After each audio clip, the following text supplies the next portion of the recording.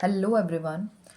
We actually started the lesson number first, that is the sexual reproduction of flowering plant from class 12th biology. ठीक है. In this chapter, yesterday we discussed the structure of pollen grain. ठीक है.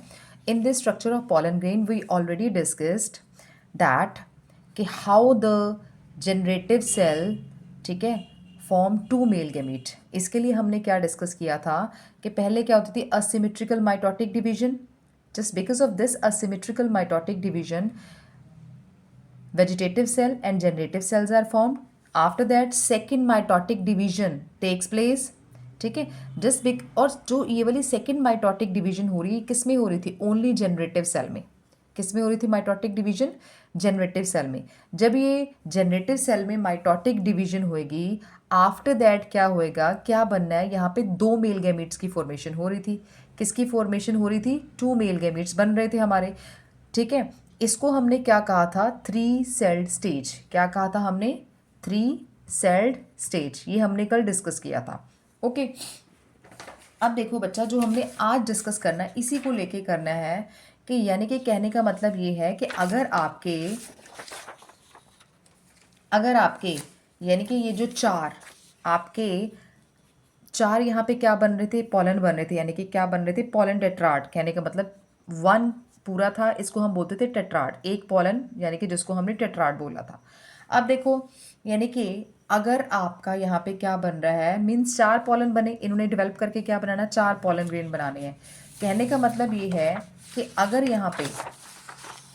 अगर ये जो single pollen था क्या produce कर रहा था? दो मेल गैमीट प्रोड्यूस कर रहा था. सिंगल पॉलन ने दो मेल गैमीट बनाए. तो ऑब्वियसली यहाँ पे कितने पॉलन है?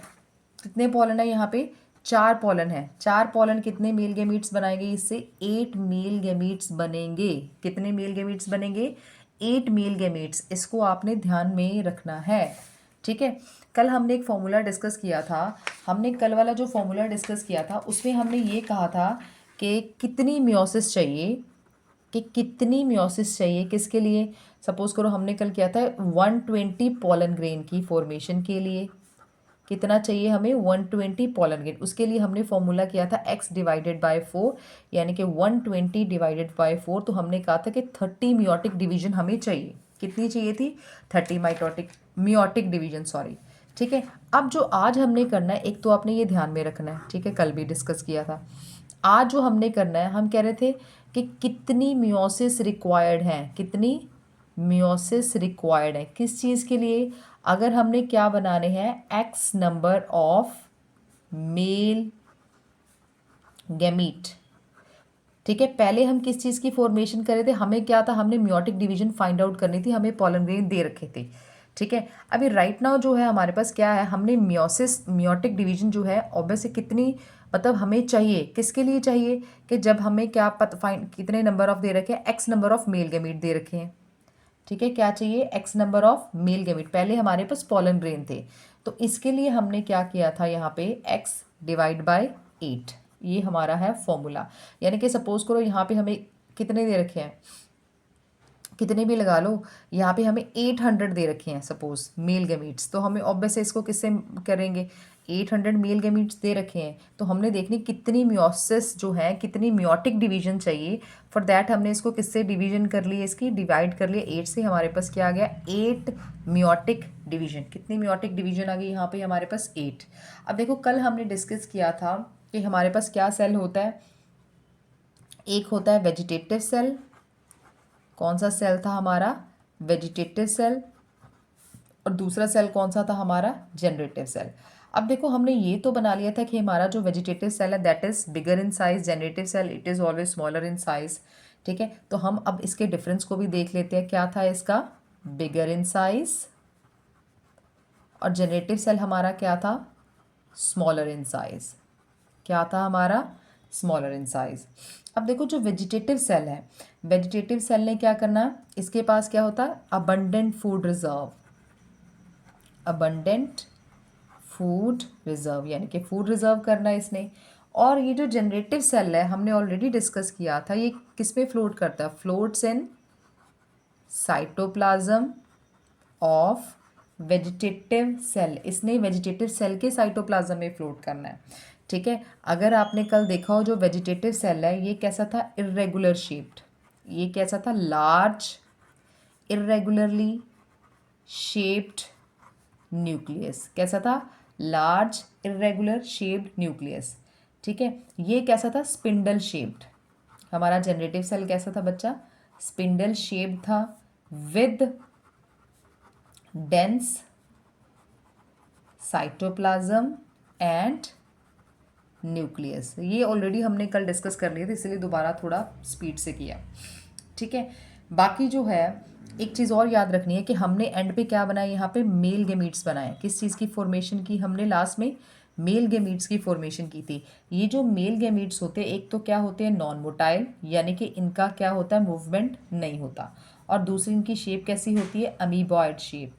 कैसी शेप होती है, अमीबॉयड शेप। ठीक है, डन। क्या होती है ये, amoeboid in shape.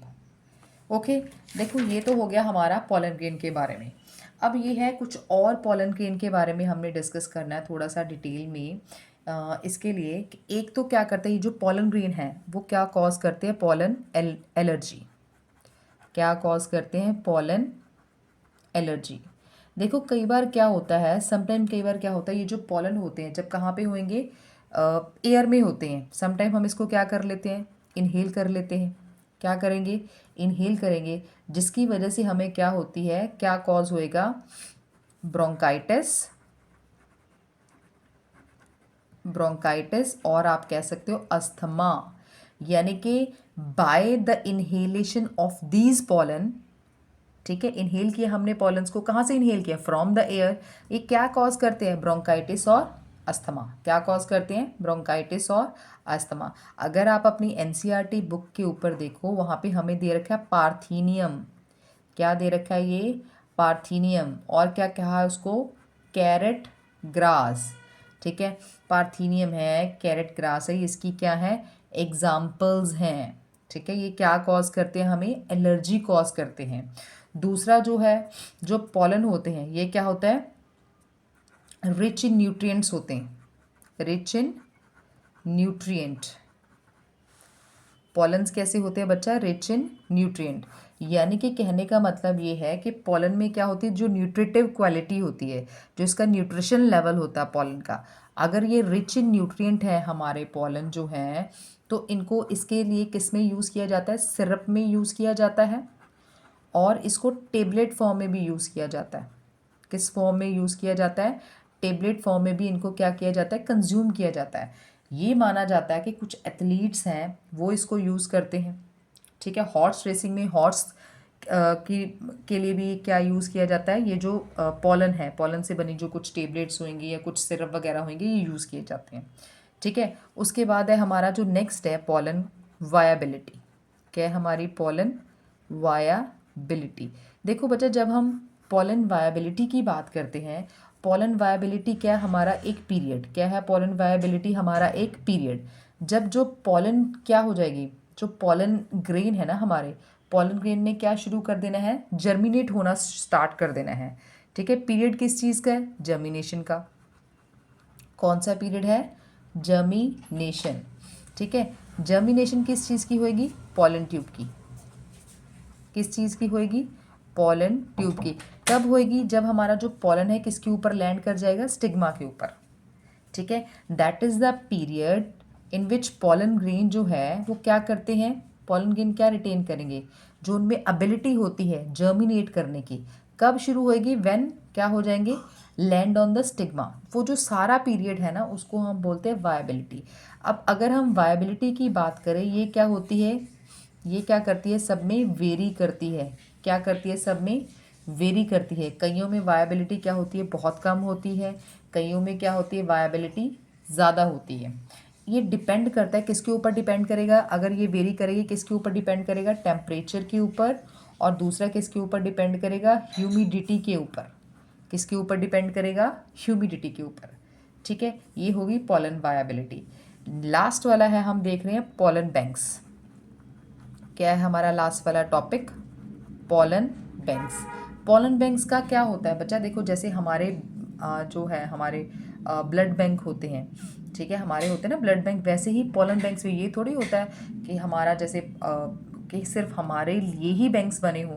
Pollen banks में क्या करना है, यहाँ पे हमने किस चीज़ को स्टोर करना है, पोलन्स को स्टोर करके रखना है, स्टोरेज ऑफ पोलन, ठीक है। पोलन को हमने स्टोर करना है, किस पे करना है, किस में, 196 डिग्री सेल्सियस पे करना है। किस में करेंगे, लिक्विड नाइट्रोजन में करेंगे। किस में करेंगे, लिक्विड नाइट्रोजन में, ठीक है। इसको हम क्रियो प्रिजर्वेशन भी बोलते हैं, what we call it, cryopreservation. बाद में इसका क्यों करते हैं हम क्रियो प्रिजर्वेशन, इसको ना मतलब कि ये जो हमारे ये वाले पॉलन्स हैं, इसको आगे जो है ना प्लांट ब्रीडिंग प्रोग्राम्स के लिए यूज़ किया जाता है, ठीक है। ये जो प्रिजर्व पॉलन है ना, that is use for the plant breeding purpose, that is called Creo preservation.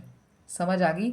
यानी कि पोलन एलर्जी भी कॉज करते हैं, इसमें न्यूट्रिशन भी बहुत है, हमने बता दिया सिरप और टेबलेट फॉर्म में लिया जाता है। इसकी वायबिलिटी क्या है, यानी कि जब वो लैंड करते हैं स्टिग्मा के ऊपर, आफ्टर दैट क्या होती है, जो जर्मिनेशन होती है, वो जो पीरियड है in between, that's called pollen viability.